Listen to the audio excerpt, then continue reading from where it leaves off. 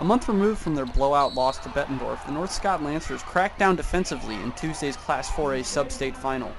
Much as they did Friday against PV, the Lancers dragged out each possession, milking the clock, but not the Bulldogs' patience.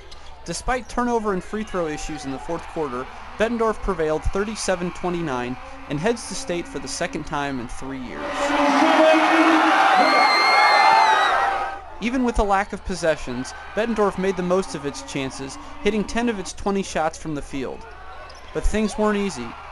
Down 11 in the fourth quarter, North Scott wouldn't quit.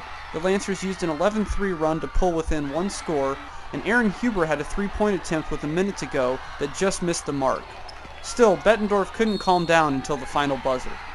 It looked like we were just out of it, but they kept battling, they kept fighting, and we gave ourselves a chance. We had an open look there with about 40 seconds left, I believe. Didn't knock it down, and that's the way it goes. We knew they weren't going to go away. When you're in the sub-state final with a chance for a trip to Des Moines, you don't just lay down and die, and Coach Buddy's teams won't do that, and we knew that coming in. And again, luckily we had that little bit of a cushion, that 10-11 point lead, to be able to offset some of that push down the stretch. We were worried there for a minute. We got to make some free throws and not turn the ball over. We got to stay composed down the end.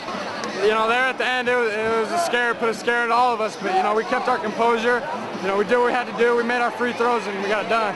With 5 huge fourth quarter points, Seth Van Diest saved the day for the Bettendorf Bulldogs. 11 of his team-high 13 points came after halftime, and he found a streaking Brian Bergman for the clinching layup in the final minute of play. He's a warrior, he's a battler.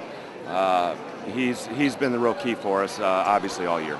Seth Van Diest is a great basketball player, but he's also a great kid, and I wish him the best.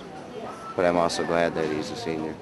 Following a 16-7 season that featured a win over Bettendorf and 2 over PV, North Scott has every right to be proud of a fine year. I think our program's moving in the right direction, and I think it's our first sub-state final in 8 years, and starting 2 sophomores and a junior. We look forward to we're looking forward to the season next year already. While Bettendorf won't discover its state quarterfinal opponent until Wednesday night, the Bulldogs are the 3rd seed and among the favorites next week in Des Moines.